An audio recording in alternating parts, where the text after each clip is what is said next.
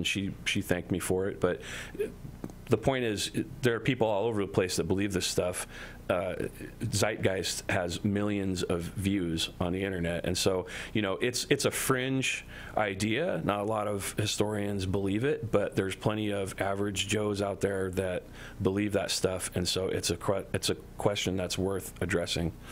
You can call us if you have a question, 888-3184, 888-318-7884.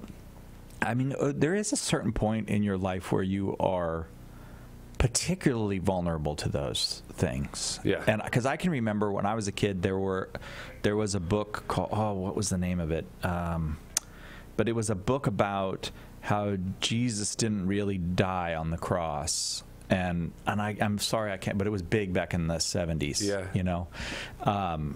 And was it like the replacement theory or one of those? It was this idea that they had drugged him and he came down off the cross, and it was kind of famous at the time, and now I'm forgetting the name of it. But like I'm not really like I don't know. I was Catholic kid and all that, but it's still just you just want to read that because it's a little bit this is somebody who's exploring it in a way that all these other people who are just being sucked in, they don't get that that you need to think about these things. And as a kid, you think the first time somebody tells you a conspiracy theory or something, like, oh, that whole Jesus thing is a conspiracy, you're like, what? Yeah.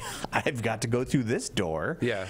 So kids are rebellious too. Like, I don't want to be hampered by all these rules. Yeah. Here's my way out. Bertrand Russell, Why I'm Not a Christian. I loved that when I was in high school. Oh yeah, right. So it's just, I think that a lot of kids are just rebelling, finding a way to rebel, and this kind of stuff appeals to them, and you just have to be ready to make the case, especially as parents. You got to know your faith. So let's say that guitarist gets in a debate. Was he a good guitarist, by the way? Yeah, he's awesome. And you enjoyed the show despite the fact that... I have to separate the art from the artist with a lot of that stuff. Otherwise, I would have to get rid of my entire record collection. Yeah, there you go. Yeah. Okay, so but say you get to have a conversation with that artist, and he's like, look at all these Greek myths, Persephone who goes down to the underworld and rises, and then the Horus and all. Can't you see that the whole Jesus story is just these myths applied to a person, that they're just pagan myths recycled. Right. What do you say? I say that that's not actually true. When you start looking into it, there's a lot of misinformation out there. For example, all the stuff that on Horus and Osiris and these other Egyptian deities that people will claim have similarities to Jesus, those all come from pretty much one source. There was Egyptology wasn't a science until maybe 100 years ago, 200 years ago. Yeah. And even then, it took a long time because the being able to interpret the hieroglyphics was not. I mean, no one could do it until the Rosetta Stone was discovered by one of Napoleon's soldiers. Yeah. So it was after that people started, and there was one writer in particular. His name was Gerald Massey, and he had written all these. He'd written a whole book on it. Mm-hmm. And so a lot of people kind of jumped onto that and thought, oh gosh, this is really good. But there's been a lot of research done.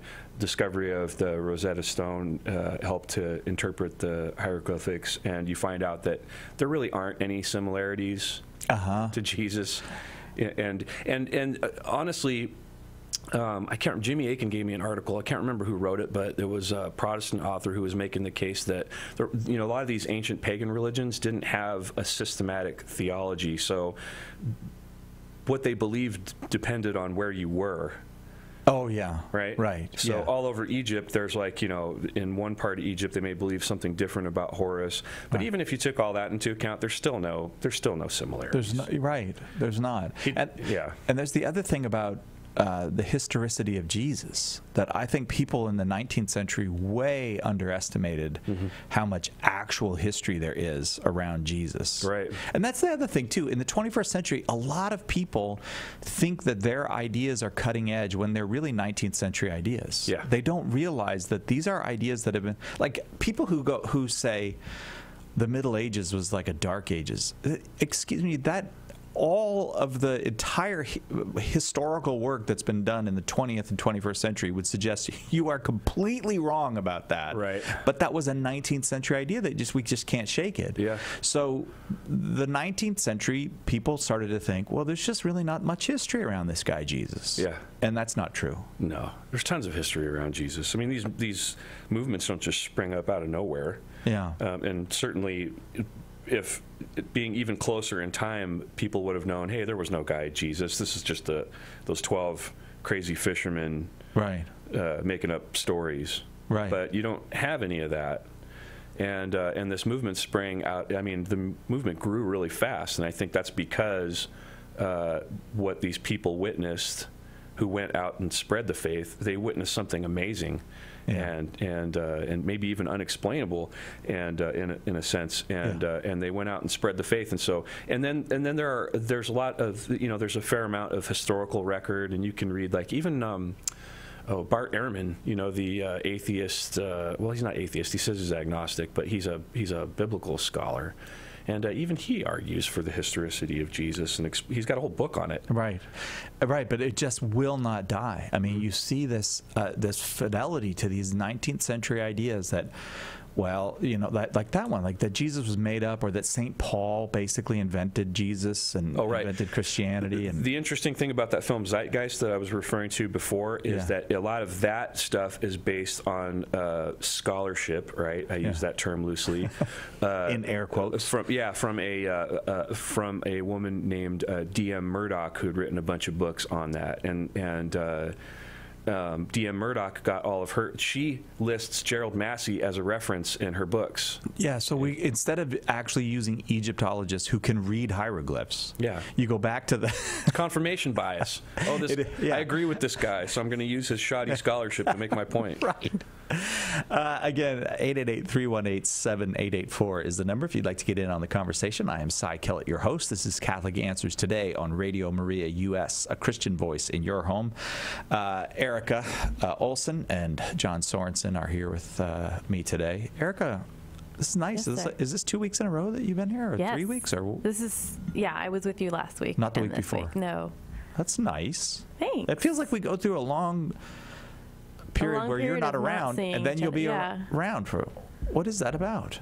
I don't know. Oh, you probably need recovery. That's called recovery time. I don't do the I need some recovery time. It's because I slam her with work. That's true. That's true. This isn't my day job. But we should mention the conference that you're planning, because the last weekend of September we have a conference, and all of this stuff, like John's discussion of mythicism, this is what we do here at Catholic Answers, try to address actual questions people have about the Christian faith and about the Catholic Church. And one of the things that you'll hear a lot is, well, there was Jesus and his movement, and then later the Catholic Church developed, and it twisted all of that to its own purposes, and there's usually a mention of the Emperor Constantine in there. And some names are thrown in, no real evidence is given, but we sprinkle a few names in, mostly Constantine. Actually, I don't think most of the people who have this theory actually know the names of people like Polycarp and Ignatius. Right. So we're having a whole conference about that. We are. What was the earliest church, like the very earliest church? Go right to St. Peter, St. Paul, St. John, Mary Magdalene, Mary, the mother of Jesus. What was that church? The Catholic Church. It was what? The Catholic Church. But it wasn't hierarchical, though. They didn't have a Early hierarchy, church. did they? They didn't have... Yes, they did. Well, they didn't have sacraments, though. Yes, did they did. What are you talking about? Sacraments, hierarchy. You know what they didn't have? What? The New Testament. Right. They had sacraments and hierarchy 300 years before they had the New Testament. Right. That's what the early church was. So the early church was what? The Catholic Church. That's what we should call the conference. The early church was think? yes. That's amazing. I just came up with that. The early church was that's Catholic Church. So will you tell people about it? We're having a conference the last weekend in September. It's called The Early Church Was the Catholic Church. We have all of our apologists, Trent Horn, Tim Staples, Carlo Broussard. We have a couple Jimmy guest Akin. speakers. Jimmy Akin's going to be there. Father David McConey's coming. Who else? Bishop Frank Cajano is our keynote speaker. He's the Bishop of Bridgeport, Connecticut. By reputation, he's like this great speaker. I know. I've not heard That's him, what so I've heard too. I'm super excited. And He was where- a recommendation by Rod Father Paul Bennett Check. also. Rod Bennett's going to be there. Where will the conference be? It's at the Hyatt Regency La Jolla here in San Diego, the last weekend in September. And if you go to CatholicAnswersConference.com, you can read all about it. What does it cost to get a room there for a night, though? We have a special room rate of $154, which is it's a bargain when you think of the normal room rate there. It's about $300+ to stay there. So Is it really? Yeah.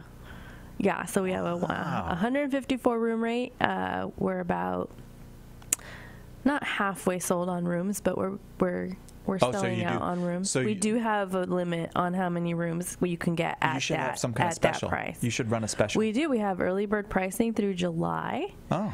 You can get a talks only ticket, which is $95 right now for 3 days of talks. Or you can get a full conference ticket, is what we call full conference, which includes a gala dinner at the end of the conference. With Bishop With Cajano. Bishop Cajano. Yes. Okay, you go to CatholicAnswersConference.com. Yep. All right, I want to shift gears for a moment to a little more contemporary question. You may not know this, but the United States has a vice president. Get out. Were either of you aware of that, or am I sharing? I hear about him every once in a while. His name is Mike Pence. He's the vice president of the United States, former governor of Indiana. I think he was Catholic when he was raised, but he's evangelical Christian now. You know how to get a hold of him? We need to work on that. Get him back into the Catholic Church. Yeah.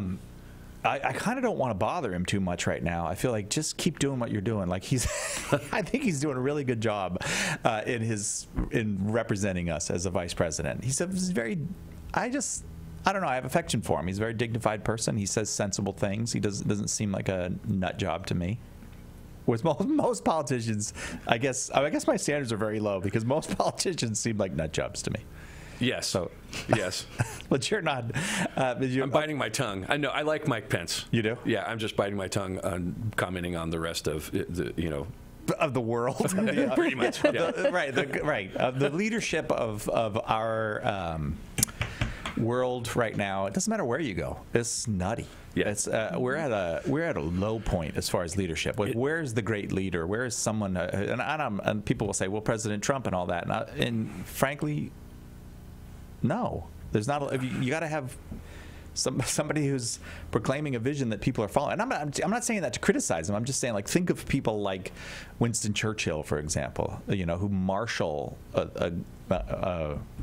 well, I guess he did have an enemy that helped. Right. Okay, if we're all going to fight Hitler, we're going to need Churchill. But in any case, you don't look to the UN, you don't look to the World Trade Organization, all this stuff for great leadership. It's just not there. But okay, so Mike Pence, Vice President of the United States. Now there's a guy running for for president now, a Democrat, who's also from Indiana, and his name is Mayor Pete. Have you heard about Mayor Pete? No. Oh, really? Can you tell me about him? He's the mayor of South Bend, and I am loath to pronounce his first name because I really hate to mispronounce people's names, Erica Sanchez, and but I think it's Buttigieg. I think that's how you say it. It's Buttigieg. That's looks his like first name? Looks like Pete Buttigieg. I think it's Buttigieg is how it looks, but it's Buttigieg, I think. So, anyways, Pete is married to another man. Okay, and refraining from any comment on that, Pete goes on TV and says about Mike Pence, who believes in traditional marriage. His quarrel is not with me, it's with my Creator. That's what Mayor Pete said, which I suppose is supposed to come off as really clever. And the vice president responds by saying it would be nice if Pete would focus on, ideas and not just anti-Christian rhetoric. Mm-hmm. And I'm like, this is a good conversation. This is a healthy conversation. We need to have conversations like this. Because Mike Pence believes in traditional marriage. And then Mike Pence said also he has to say something clever. Everybody's got to say something clever in these things. So since Mayor Pete thought his thing was really clever, his quarrel's not with me, it's with my creator. Mike Pence says, Mayor Pete's quarrel's not with me, it's with the First Amendment. Okay, room full of laughter at both of you. Like, okay, fine. These are little sound bites.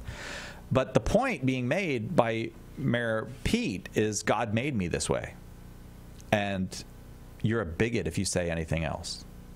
And the point being made by Mike Pence is, I'm a Christian and Christianity is not bigotry. I think that's a great conversation. Yeah, I do too.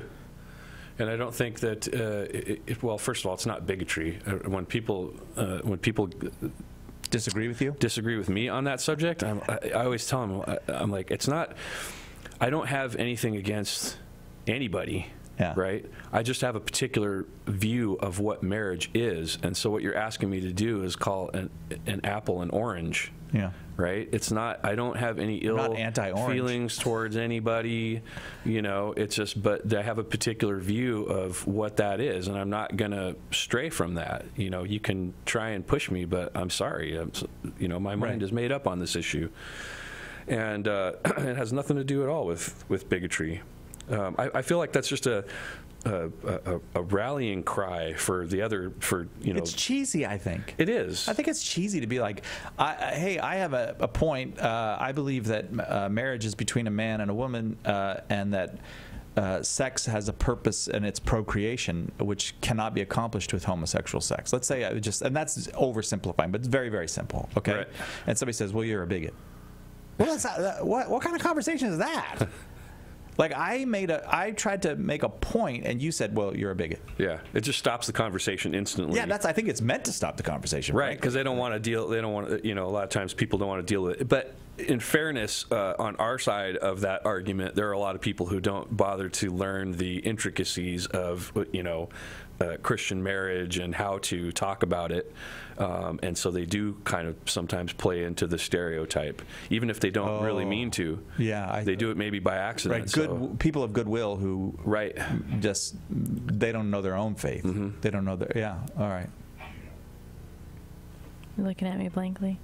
And I'm looking at you blankly. I mean, I agree. I value your opinion. That's right. I think that conversation needs to be had between parties. And I think you're right. It does kind of fall short when it's not cordial, when it's not open to conversation. And I think that happens, like John said, the majority of the time because people don't know how to respond. Like, I feel like I could, under the right circumstances, I could vote for an atheist for president. If I really felt they could do it, I could vote for a gay man for president. But I'm not voting for you if you're going to say things like it's bigotry if you think my marriage is not a real marriage. I'm not like that. How do they think that that's going to win? Like, you can't possibly think that that's a winning strategy. Right. Or maybe you do, because you just think that being mean to people is a way to get them to vote for you. Well, yeah, I mean, it just instantly I mean, it's a conversation stopper, like when you compare somebody to Hitler or the Nazis, you know what I mean? It's like, okay, conversation over. We're not going to talk about this anymore, even though both parties may be people of goodwill, but we get so wrapped up in our positions that we're not entertaining the other side or hearing anything that they have to say. So it's better to just listen and then make your point. But you got to know what your point is too. Mm-hmm. You know, you got. That's right. Right. We have to be prepared. Right. To give an account of why we believe these things. Right. But the thing is, though, it seems to me, for example, it's obvious that. Intercourse between men and women is not, a man and a woman, I should say, is not like anything else in the universe because it can naturally produce human life. And that is so obvious that it's axiomatic. I mean, you're stating a fact. And if you say that it's different and it's privileged because now I made a value judgment now, but I'll even add that. It's different and it should be privileged because the natural creation of human life is pretty much the most important thing we do. Like, we don't have a more important thing.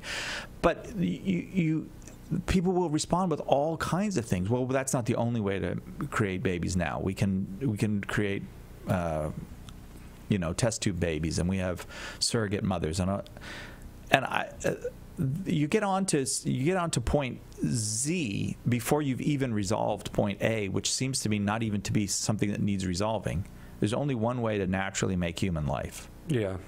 And it should be privileged. That's the whole society should take very good care of that. And the greatest thing, I mean, I don't actually think that gay marriage is the worst, the greatest attack on that. Divorce, the widespread resort to divorce is the worst, because it used to be the reason you stay together is not because you like each other. Most married people go through long periods where they don't like each other. Is that true, Nick? You've been married now for a while. Nick, how many years have you been married, Nick? I've been married for 3.5 years. 3.5 years? Yep. Do you always like each other, you and Martha? Oh, every single second we love each other. Oh, I'm glad to hear like that. each other so much. I'm glad to hear No, we do have our periods where it's a struggle, it's a difficulty. Right, sure. but you're like the central reason for the permanency of marriage. I mean, it is for the good of the spouses, but the obvious public reason for it is children should be raised with a mother and father in their natural family if they could be, and we know that because that's what children want. But men and women are the same now, so it doesn't matter. I guess. I don't know. You don't need those influences from both sides. It's the same. Yeah, that's true. I had forgotten that. We don't have genders anymore. We don't have sexes. It's all fluid, man. Yeah. It's all fluid. Yes. You can squeeze the balloon wherever you need to. Oh, yeah. I gave a talk in San Francisco the other day where I said some people are trying to do away with the difference between boys and girls. And this woman was really mad that I said that. She goes, "Who's trying to do away with the difference?" And I was like, have you watched any, have you caught 5 minutes of CNN in the last 5 years? Like, I'm pretty sure you'd have. I didn't even know how to respond. Like, how can, the state of New York now has genderless birth certificates. Yeah. That's doing away with boys and girls. But I don't know. There's a lot of people in denial or something about what's going on in our society. Well, and you're not going to see the effects of it for another 20 or 30 years. But we will see the effects of it in our lifetime. I think the negative effect of this. Well, we're already the gender seeing confusion. I mean, in the rates of depression and suicide and drug use, especially very deadly drug use among teenagers, I think we're seeing the consequences of the fact that families are not whole. Right, and you would think that those rates would go down because everybody's so accepting now. Oh yeah, we're also accepting, and the economy's doing great, and all these things that are supposed to be what everybody needs, right, are going great. Everybody's got a cell phone and blah blah blah. Yeah, it turns out that what kids need is a mom and dad, and it really hurts them when they don't have that. Really hurts them. Yeah, I agree with that. Yeah, again, I can only draw from my own experience. I am a child of divorce, and I think that there is certain nurturing factors that you get from your father and certain ones that you get from your mother. Mm-hmm. And to be lacking one or the other, like I said, all of the things that led in my life to bad choices were because my father wasn't there to love me. So I desired it from somewhere else. And, things like my mother was, had to go back to work. Right. Because he was an alcoholic on top of it. And so, when he was around, he didn't help out with the household. And so she had to work. So I was home alone and kind of bouncing around from caretaker to caretaker sometimes. And, there's definitely a certain nurturing that happens specifically with a father and a son and a father and a daughter. Yes. And there's also a specific nurturing that happens with a mother and a daughter and a mother and a son. And there's also a great gift that parents give just by the children knowing that there's something secure. Like mm-hmm. a marriage that persists is, okay, I don't have to worry about that. Like there's certain things that are rock solid, and that it's a psychological and spiritual value to that. You grow up thinking who's going to leave you now if the most important people, the two most important people in my life, if one of them up and leaves. And for a lot of girls too, frankly, it manifests. And you see this. Seeing the teenage friends of my daughters when we raise them. Girls end up with this insecurity about, well, what would I have to do to get someone to love me permanently? What would if my father didn't stay with my mother? There's just a slice out of her soul, and some of them do stuff they shouldn't do to try to get that love, really go down a long path of suffering because they didn't have dad just affirming, you're all right. I'm not leaving you or your mom, by staying around. Yep. I have to close with an article in the New York Times, Erica. This is of course you do. Because I always have something to complain about from the New York Times. Oh, okay. But today the New York Times has a thing called Making Babies in the Year 2045, and it struck me when you said we're going to see this in our lifetime, that this is exactly what they talk about, how in 2045 you can go to the doctor and the doctor will present you with a choice of a child. And here's the quote from the future doctor that they have in this article. The doctor will say, take your time. You need to first select the early stage embryo optimal for you. The numbers across the top list, this is like a chart in the office, are the 300 options for you that we've pre-screened from the initial 10,000. The column down the left, but that is the future of raising children, that you genetically get to select your children. But what struck me in reading that is they have selected out 300 options for you to choose from that look genetically like the kind of kid you want to have out of 10,000. Do you know what that means? It means we're going to end up with the master race, man. What's the problem? That means that they made 10,000 human beings. Yeah, and only one of them or one or two of them get to live. And the parent is going to choose one. Yeah. That they created 10,000 embryonic human beings and tested all of them genetically. And now we've got 300 options out of those, and you pick the one that you think is going to be the best piano player. This can't end up well. That's the end of society. I'm sorry. That's the end of that. We cannot have that happen. That has to be stopped. Right. And the New York Times presents it somewhat reasonably as being an unmixed thing, but the truth is, it's not just that there's problems with this. It's evil. That whole idea is evil. We have to stop that. Erica, get on this. Amen. I'll go talk to somebody. You have power, don't you? I wish. Once again, you've been listening to Catholic Answers today on Radio Maria US. If you want to find out about Radio Maria US, go to radiomaria.us. If you want to find out about Catholic Answers, go to Catholic.com. John Sorensen, Chief Operating Officer of Catholic Answers, thanks for being with us for this hour. Thanks for having me, man. So Jesus is not a myth. Nope, he's real. He's real. All right. And it's Holy Week. and it's Holy Week. That's all you need to know. Praise God. And Erica Olson, thank you very much. Thanks for having me. For another good hour. See you in a couple months. All right. Jesus Christ is the light of the nations, and we'll see you next time on Catholic Answers Today.